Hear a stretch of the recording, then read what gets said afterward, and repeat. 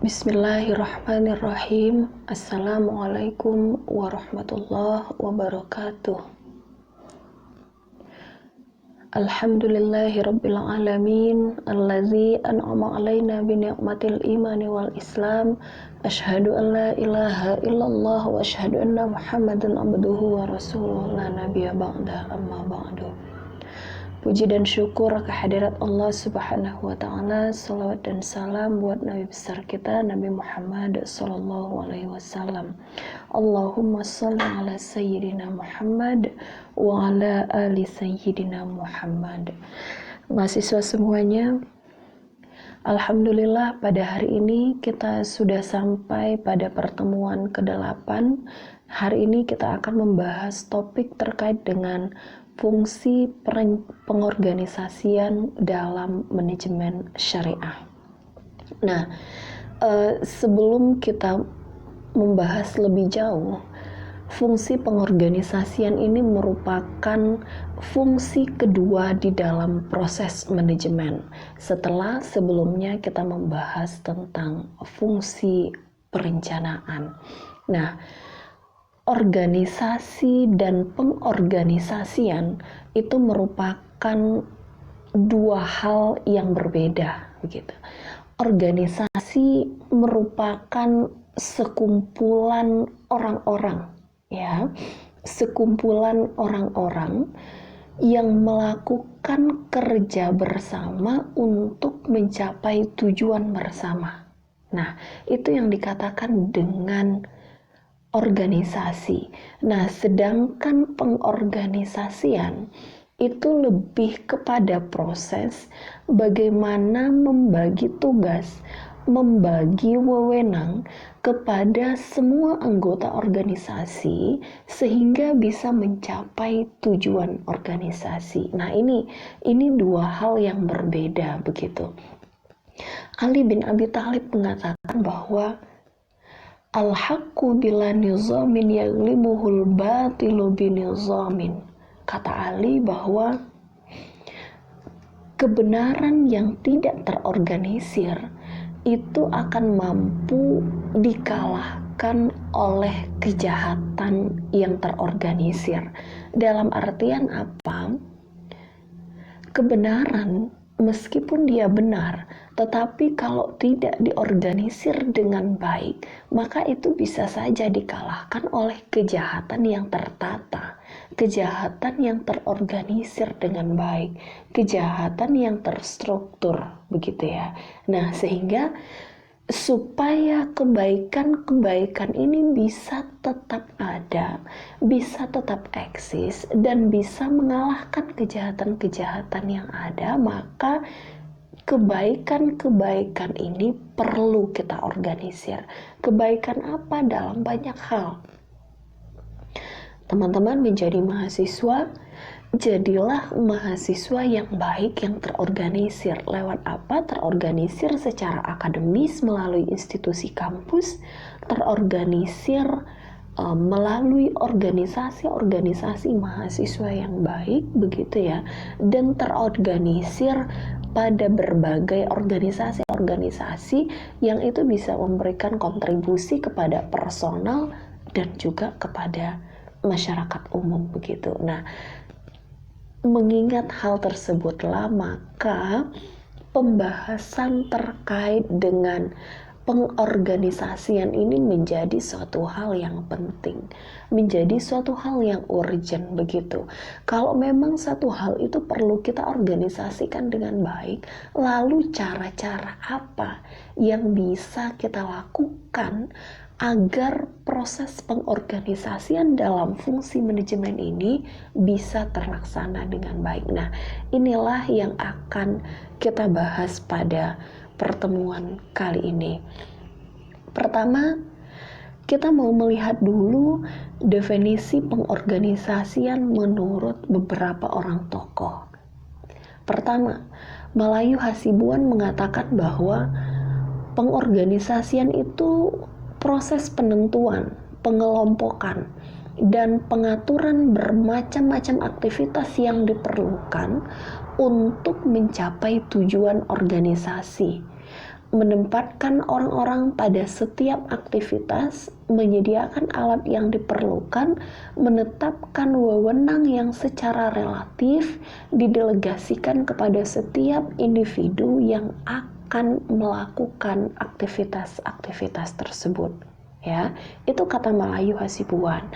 Lalu Sir Merhon secara sederhana mengatakan pengorganisasian itu meliputi pembagian kerja, penugasan, pengalokasian sumber daya, dan koordinasi pekerjaan. Stoner dan Walker mengatakan bahwa pengorganisasian itu suatu proses di mana aktivitas kerja disusun dan dialihkan kepada sumber tenaga untuk mencapai tujuan sebuah organisasi. Lalu Serto menyebutkan bahwa pengorganisasian ini adalah menentukan aktivitas yang akan dilakukan oleh SDM dalam suatu organisasi, dan bagaimana SDM tersebut dapat diselaraskan atau digabungkan dengan cara terbaik untuk mencapai tujuan organisasi. Itu definisi dari beberapa orang tokoh. Tokoh-tokoh lain juga sebenarnya masih banyak memberikan definisi tentang pengorganisasian ini. Teman-teman bisa elaborasi sendiri. Nah, dari beberapa definisi tersebut tadi, kita bisa mengambil satu garis besar bahwa yang dimaksud dengan fungsi pengorganisasian dalam manajemen itu adalah suatu proses mengatur tugas, wewenang, dan tanggung jawab setiap individu dalam manajemen menjadi satu kesatuan untuk mencapai tujuan yang telah direncanakan. Nah, ini poin pentingnya, bahwa fungsi pengorganisasian atau pengorganisasian itu merupakan suatu proses pembagian tugas, pembagian wewenang, dan pembagian tanggung jawab kepada masing-masing individu yang ada di dalam suatu organisasi. Tujuannya untuk apa? Untuk mencapai tujuan yang sudah direncanakan sejak awal pada tahapan pada fungsi perencanaan sebelumnya, begitu. Nah, di sini adalah tahapan untuk pembagian kerja. Siapa yang akan mengerjakan apa? Nah, inilah yang akan dikaji dalam fungsi pengorganisasian. Nah, mesti dipahami juga bahwa fungsi pengorganisasian bukan hanya mengatur orang, bukan hanya mengatur personnya, tetapi juga semua sumber daya yang dimiliki, termasuk mengatur uang, mengatur mesin, mengatur waktu, dan semua hal tanpa terkecuali, dalam artian siapa yang akan mengerjakan apa, waktunya kapan, dananya berapa, menggunakan alat apa, begitu ya. Nah, itu secara detail ditentukan pada tahapan proses pengorganisasian. Nah, dari beberapa pengertian pengorganisasian dari definisi organisasi, kita bisa melihat bahwa sebenarnya proses dalam pengorganisasian itu ada beberapa hal, begitu.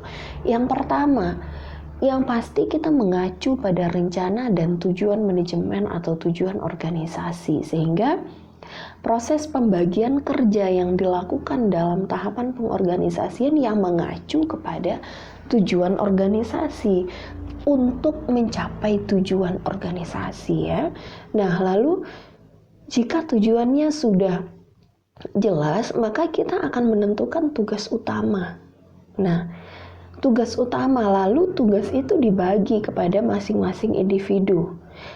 Setelah tugas dibagi, kita juga perlu mengalokasikan sumber daya yang tadi Ibu sebutkan, bahwa sumber daya tidak hanya sumber daya manusia, tetapi juga bagaimana mesinnya, bagaimana alat yang digunakan, bagaimana uangnya, begitu, bagaimana waktunya, dan hal-hal lain yang perlu dibagi secara detail pada pengorganisasian ini. Nah, Dan yang terpenting juga adalah evaluasi strategi.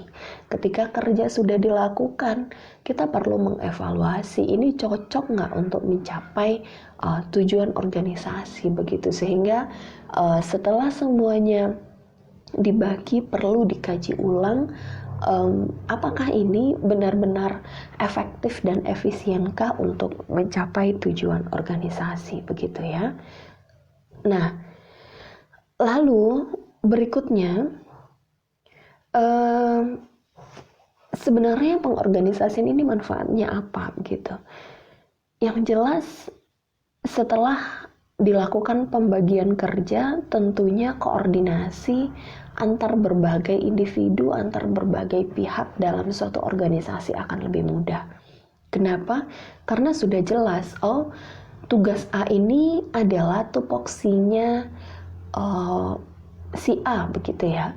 Tugas B adalah tupoksinya si B begitu. Nah, ini jelas sehingga ketika ada orang-orang yang saya mau tahu nih pekerjaan di bagian produksi ini kenapa terkendala begitu, sehingga hal tersebut akan ditanyakan kepada siapa? Akan ditanyakan kepada orang yang memang tupoksi kerjanya adalah di bagian produksi begitu ya.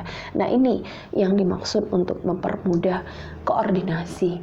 Lalu manfaat yang kedua adalah pembagian tugas itu sesuai dengan kondisi kekinian perusahaan ya. Pembagian kerja tentu harus disesuaikan dengan kebutuhan perusahaan saat ini. Nah, ini juga perlu dibaca. Setiap individu mengetahui apa yang akan dilakukan jelas karena sudah dibagi. Makanya dalam pengorganisasian semakin detail pembagian kerja dalam suatu tahapan pengorganisasian, maka itu akan menjadi lebih baik. Kenapa? Karena semakin jelasnya tugas dan fungsi dari setiap individu dalam organisasi, begitu ya. Semakin jelas tugas dan wewenang serta tanggung jawab seseorang dalam suatu organisasi, maka dia akan semakin jelas mengerjakan sesuatu dan akan semakin bertanggung jawab. Ya, teman-teman, atau kita semua, kita masuk dalam suatu organisasi, masuk dalam suatu pekerjaan, tapi tupoksi tugas kita nggak jelas. Kita juga setiap hari bakalan bingung, bakal mengerjakan apa begitu ya. Sehingga mesti jelas dan target yang akan dicapai dalam pekerjaan itu juga jelas begitu ya. Itu yang dimaksud. Nah, lalu mempermudah pengawasan.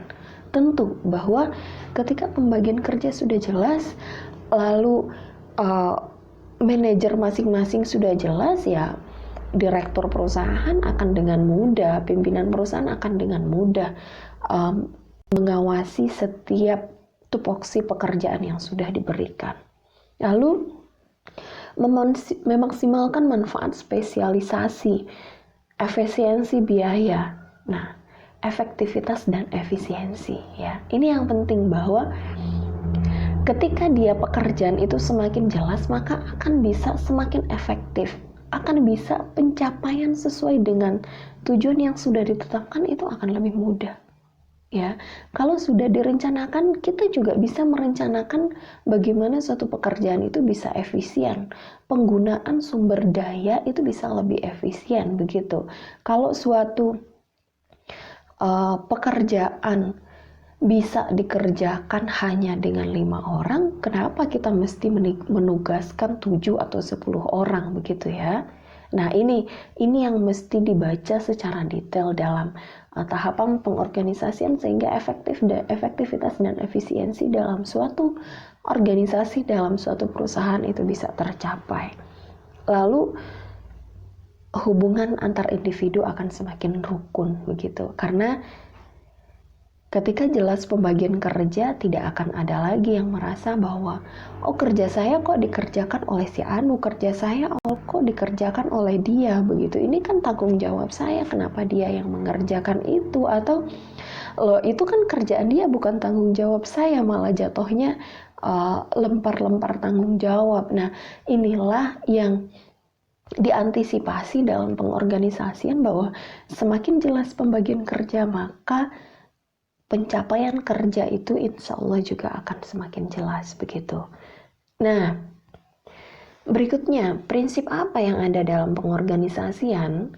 Prinsipnya adalah pertama, prinsip pembagian kerja.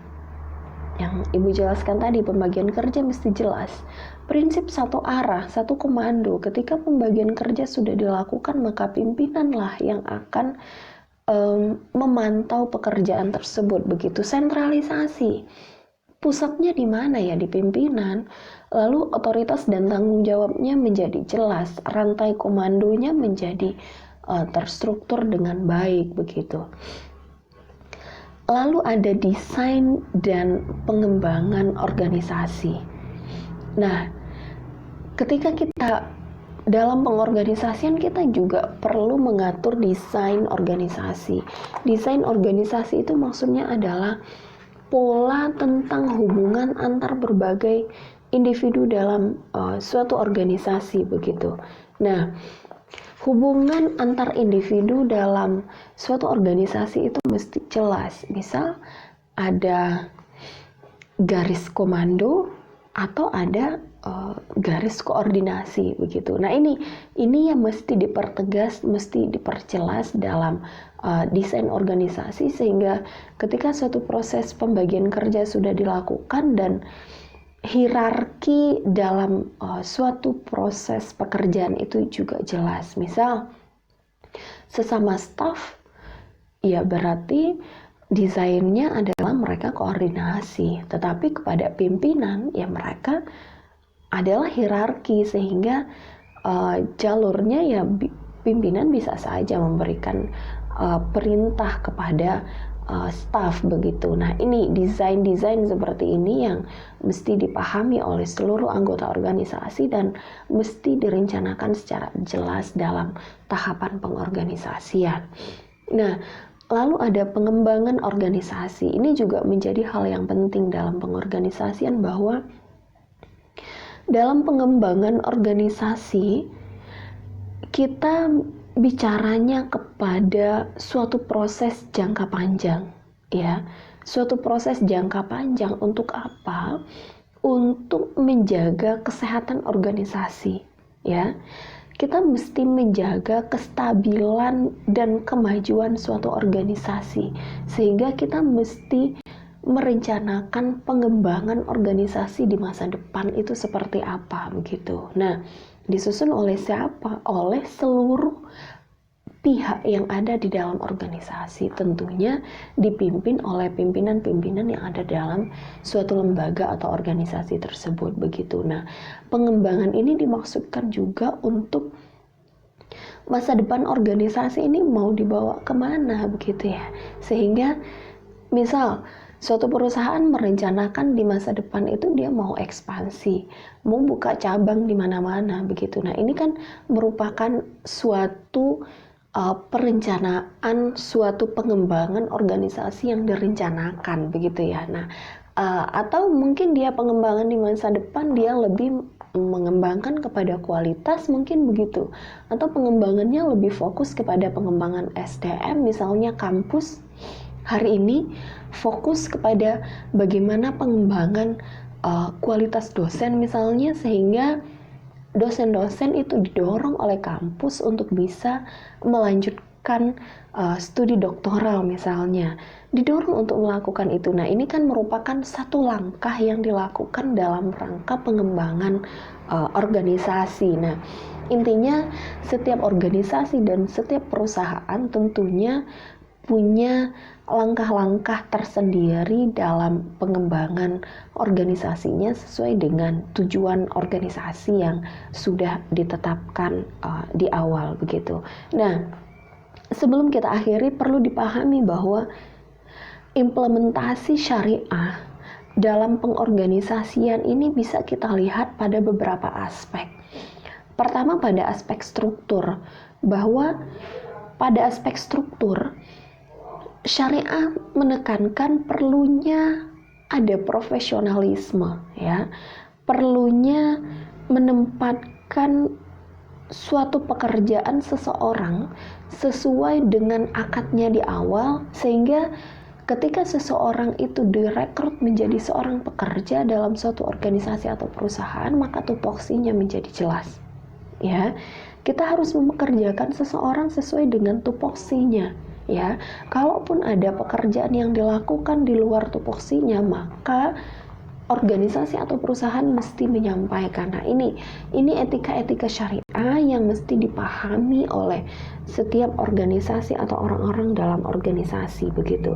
Lalu ada aspek tugas dan wewenang begitu. Perlu ada kejelasan tugas dan wewenang. Tentunya sesuai dengan kemampuan dan sesuai dengan akad atau perjanjian kerja yang sudah dibuat, ya. Ini jelas tugas dan wewenangnya apa. Lalu ada aspek hubungan, bahwa interaksi antar sumber daya manusia yang ada di dalam suatu organisasi atau perusahaan harus mengarah kepada pengimplementasian amar ma'ruf nahi mungkar, begitu ya.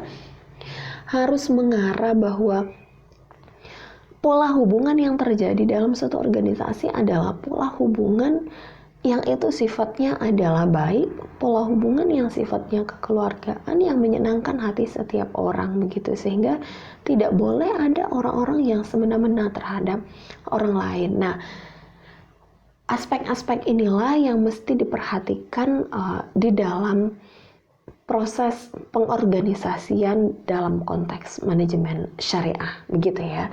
Nah, baik mahasiswa semuanya, demikian pertemuan kita hari ini. Selanjutnya akan kita lanjutkan pada sesi diskusi. Terima kasih, Ibu akhiri. Wassalamualaikum warahmatullahi wabarakatuh.